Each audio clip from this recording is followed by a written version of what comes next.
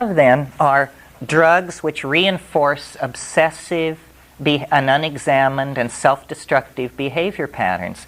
Well, what do psychedelics do? They destroy behavior patterns, destroy cultural assumptions, completely hold everything up for grabs, completely throw open the possibility that reality could be any of a number of ways that are not culturally sanctioned. So in that sense, the psychedelics are almost the answer to the drug problem. And the early use of psychedelics reported spectacular progress with alcoholism. Well, now see, the people who believe that alcoholism is a disease, and I don't follow this literature closely, it seems to me this is a preposterous statement. I mean, a disease? You mean like influenza and smallpox and AIDS? Alcoholism is a disease? Can you get it if you don't practice safe sex? Or do you have to wash your eating utensils? It isn't a disease. What it is it's a failure of self-image. And the reason LSD, in many cases, had a tremendous impact on alcoholic behavior was because it just showed people what they were doing. It said, this is you. You're a drunk. You're a burden to your family, a bore to your friends. You smell bad and you're useless. How do you like it? And so somebody said, I don't like it. I said, well, then stop drinking. That's what it is. That's how psychedelics cure addiction. And nobody, when they talk about addiction, nobody ever talks about what is called self-restraint. Terence, there's a new book that came out about a month or two ago that's incredibly, I don't remember the name offhand, incredibly controversial. But alcoholism? Yeah, about Called alcoholism. Heavy Drinking, Myth of Alcoholism as a Disease. Right, yeah, and the man takes the position that the last 30 or 40 years where we've seen alcoholism as a disease is just, more bullshit from the medical model. And we need another alternative. And of course, AA and everybody's just up in arms about the book. Well, yeah, AA has I don't remember now. What did you say? John, what's the book? The name of the book is it's by Finnegrad. It's called Heavy Drinking, the Myth of Alcoholism as a Disease. Basically, it discusses the fact that it's a rationalization to say that it's a disease. I mean, there are certain people, I think, that have certain chemical reactions to alcohol, but they're in the minority, and that this is very important to me as well because this is work that I'm interested in. And alcoholism has also touched my family, as it has a lot of families. And yeah, I think the disease model has there's no responsibility involved, And AA, their position, their goal is not to understand the nature of the universe. They're not in the philosophy business. They're trying to get people to stop drinking. So to maximize that goal, I think that they go far overboard. First of all substances, they say, if you're an alcoholic, then you must forswear everything. I don't know how they relate to tobacco. But see, what you've got to understand is we are set up for addiction. It's just like language and cognition and all of these other things. We are the animal which addicts. Other animals don't addict. And addiction is a way of relating to the world. We don't not only addict to drugs, we addict to each other, to chunks of territory, to behavior patterns. Is it like attaching ourselves to what we see? Exactly. It's attachment. We attach to everything. And it's very real. It's physiological. I remember years and years ago, a woman left me for a homunculus. And I was appalled. And it became I was like vomiting every 4 hours, could not sleep, would burst into tears in inappropriate situations, of which there were many in my life. And heroin withdrawal cannot be worse than that. I mean, are you kidding? Vomiting every 4 hours? And And then one night, in the middle of the night, I was just frantic because I felt like when I was awake, I felt like I wanted to be asleep. When I should have been sleeping, I couldn't sleep, and I was just dragging myself to classes. I felt, this is crazy. I should turn myself in, but they don't have crisis centers for broken hearts. What are you going to do? So then, in the middle of one of these bouts, I went to the medicine cabinet, and this woman who had left me had left all these pills there. And I sorted through all these pills and came upon a small bottle of tranquilizers, of a very mild tranquilizer, like Valium or something. Well, I had never taken a Valium. So I said, I'll take half.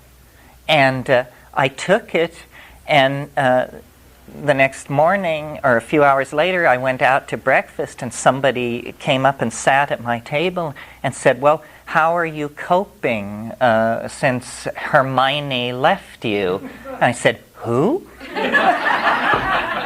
I just jerk, and it really gave me respect for tranquilizers. I mean, I was appalled. I was appalled that something so real to me, so much me, half a tab, I didn't care, let him go. And then I realized all the people around me, this is how they deal with emotional crisis. Nobody wants to feel anything. I mean, the moment that an unpleasant emotion rears its head, people go take Valium or something else and cut themselves off from feeling. We addict to people. That's the point of that story. And when they leave us suddenly, it's just like having your heroin taken away and you become a mad thing for months, years sometimes. I mean, I still vibrate from this event, and it was 15 years ago. We addict to territory. This is war, our turf, our land.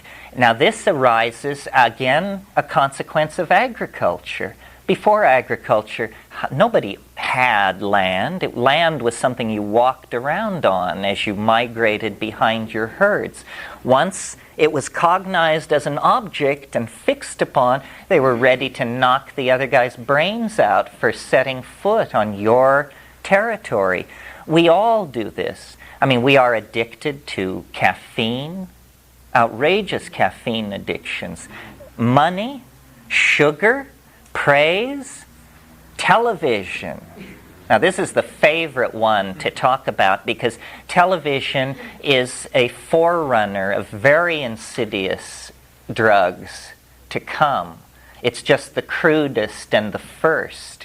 But imagine if after World War II, a drug had been introduced into this country of right-thinking, hard-working, decent Christian people, such that 20 years after its induction, the average American citizen would be spending 6.5 hours per day involved in this drug.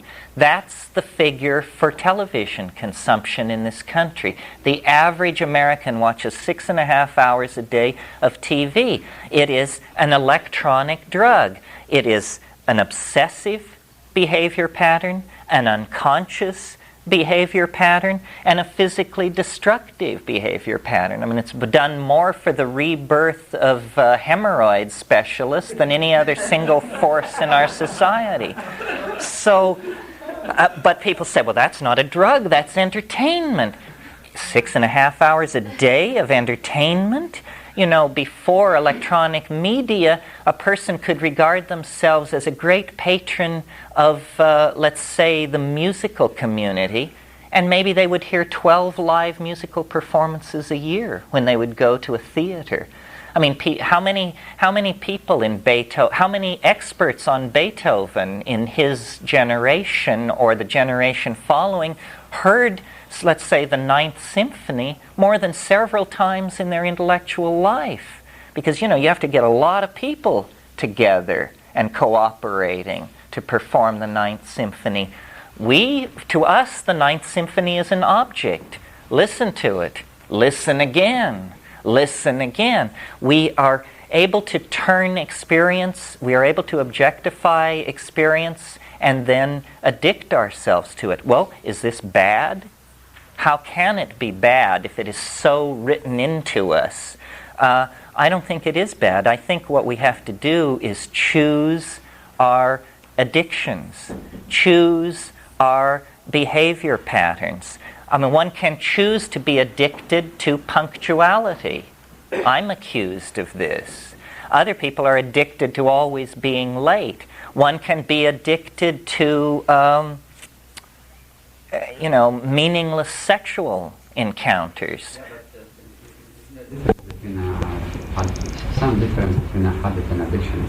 You mean because of the physiological angle? Well, I think that's been much overplayed. I think, should we not fall in love because we pheromonally lock together with this person and become a single unified set of drives and goals? The physiological aspects of addiction have been, I think, very strongly overdrawn. I smoke cannabis every day at most opportunities and have for years and years, since I was 18 years old. Every once in a while, I stop just to see what that's like. It's trivial. It's utterly easy. All that happens is a shift in behavior patterns. I read more. That's what happens when I stop smoking cannabis. And yet I'm supposed to be breaking out into cold sweats, wandering aimlessly through the streets of the city, staring up at lighted windows. Yeah, right. So I think we give each other too much permission to be weak in this area. What is never talked about in talk about addiction is self-restraint. For heaven's sake, just take hold of yourself.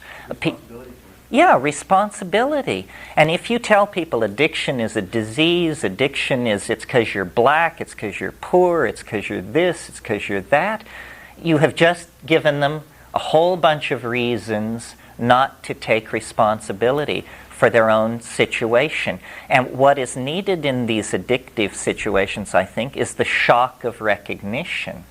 I believe, that if you don't take drugs, you're unbearable. And I can't think of a society on earth where people don't take drugs that any of us would want to have anything to do with. Let's take Calvinist Geneva, say. I imagine that as an example of an environment of moral rectitude. These people did not wear bright colors, didn't listen to music, never drank coffee, never smoked, forget about alcohol, sex for procreation, so forth and so on. And they are paradigms of the male ego frozen in place, didactic, paternalistic, all-knowing, filled with hellfire and damnation. Everything is seen in terms of a moral dimension that makes impossible demands on the human animal. Rather, I think what we should realize is that somehow our evolution into a civilized, self-reflecting being is caught up in these synergistic relationships that our conscious mind has with various things in the environment, so that we should choose our addictions. Now notice that addictions, to my mind, and you can argue with this if you want by choosing extreme examples, but addictions to natural substances are harmless. Let me name some natural substances that you might disagree with me on this point. I think probably the strongest one would be, people would say, well, what about opium? Surely this is the scourge of mankind. Actually, opium was never a problem in human populations until it was conceived of as a problem by British colonial policy makers who decided that they could manipulate the opium trade to get an entree into China. Alcohol was never a problem, particularly, until the discovery of distilled alcohol. And of course, heroin is distilled opium, morphine also.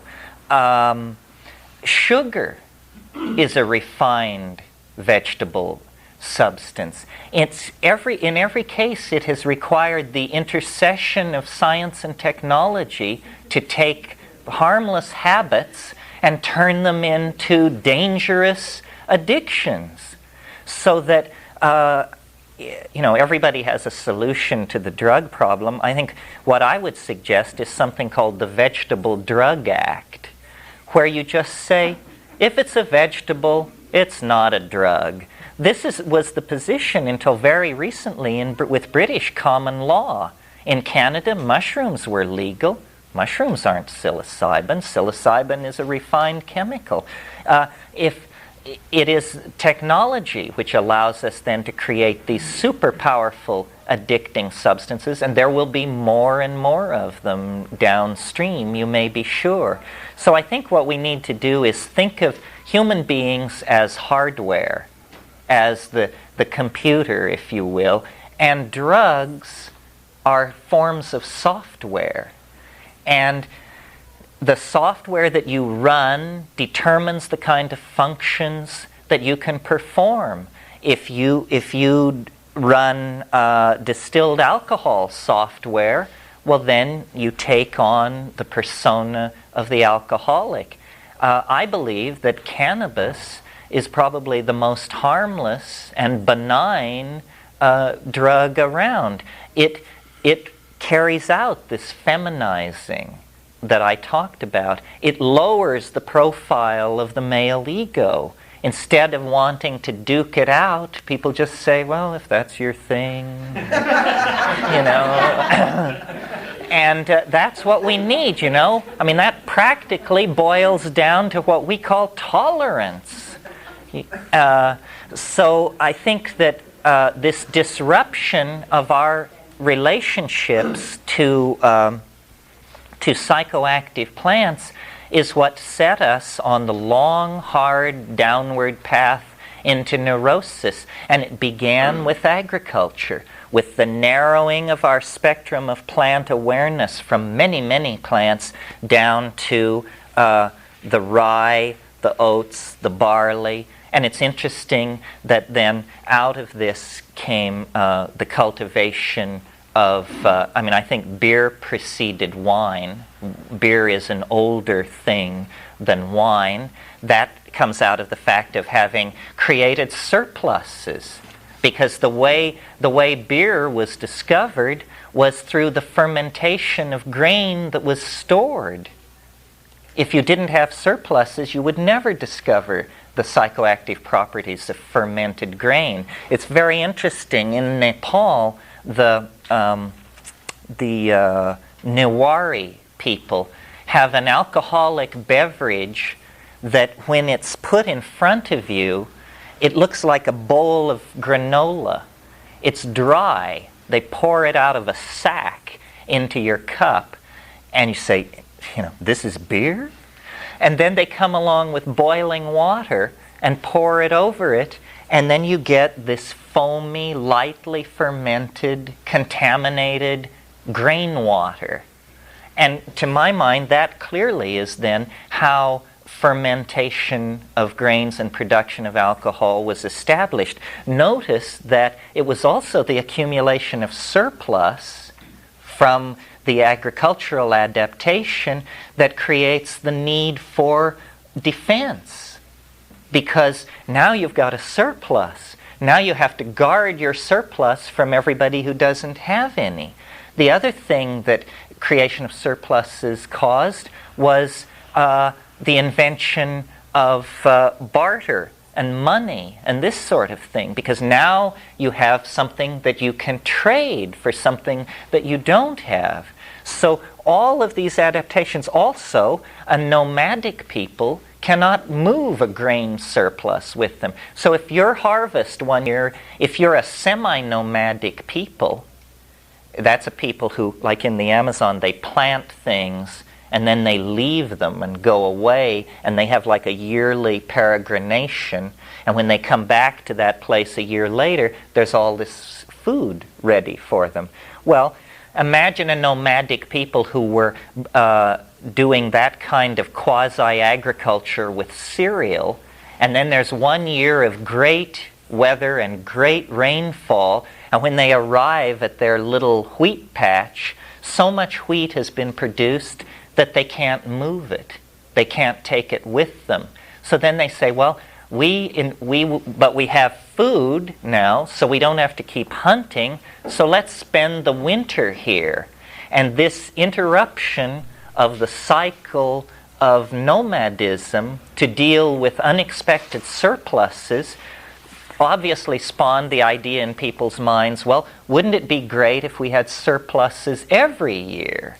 And then that says, well, that won't happen if we're as careless as we have been about our sowing and harvesting, but maybe if we're very careful and till the land and carefully plant and do careful weeding, we'll have to stay here and weed, but then we'll get this tremendous payback in the end. So, to my mind, the invention of agriculture broke our relationship to the wild plants and the lowered profile of the male ego, and set us on a path of defending wealth, creating fortifications, supporting more specialization, larger populations, so forth and so on. And from there to the present predicament, it's only a moment. Pardon me? A lot of consequences will stem from that too. Such, fear of losing your wealth, then consequently fighting to protect it. That's right. A lot of consequences. And also this idea of our land, because you want to hang on to this good cereal growing land, so it's yours, you say, and then you put a wall around it, and then you defend it, and so forth and so on.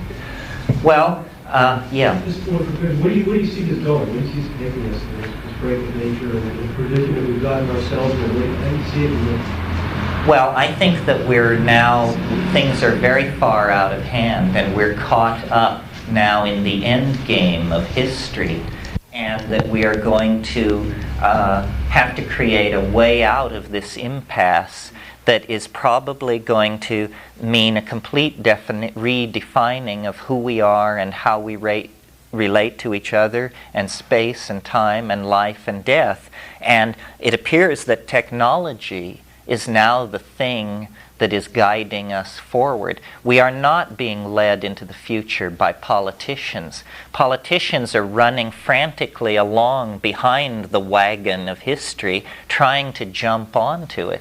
What is leading us, what's pulling the cart, is technology. And I think technology is the program of realizing the practical concerns of the imagination. And that really where we are headed is the imagination. It's a place. I don't know whether it's in solid-state circuitry or in the bones of the planet or in artificial arcologies in deep space. The future will figure out the details, but we are close enough to it now that we can anticipate it. It's what the shamans always said was possible. A world of value and meaning lived in the light of nature. And I think if we can get through this narrow neck that rationalism has imposed upon us and overcome these poisonous paternalistic philosophies, we will return. That's why I call it the archaic revival. It's the myth of the eternal return. History is something that you finish with as quickly as possible and then return to the archaic mode of eternity. And I think that's the adventure that we're all caught up in. That's the agenda that the plants and the planet have always had in front of them. It's just that we wandered away from an awareness of what was happening by deluding ourselves with our own inflated self-image. You know, man as master of woman and nature.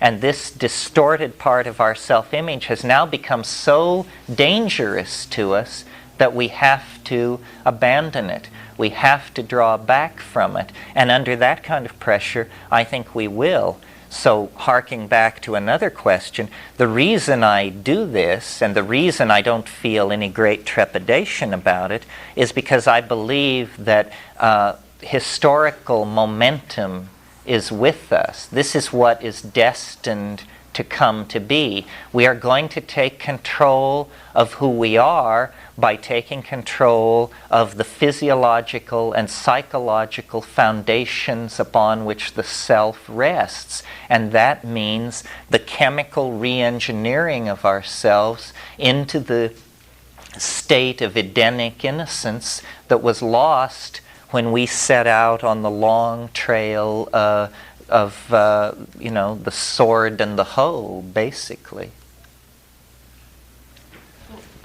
That's it. End of weekend.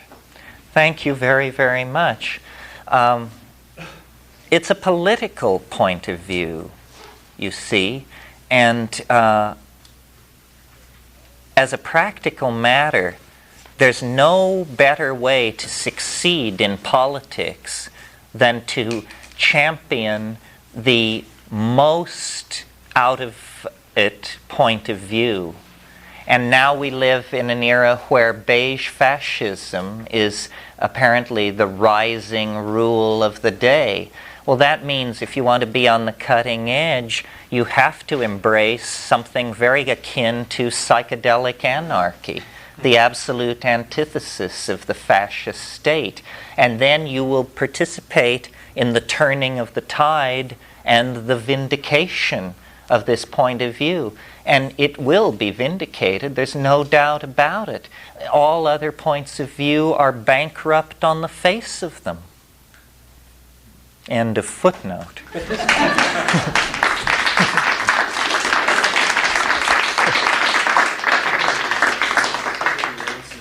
Mm-hmm.